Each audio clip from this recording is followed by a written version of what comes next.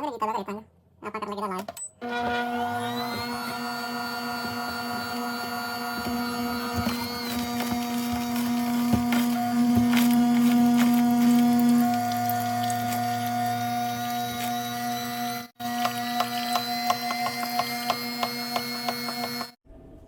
ਲੋ ਯਾਰ ਦਾ ਦੂਸਰਾ ਕੱਢ ਰਿਹਾ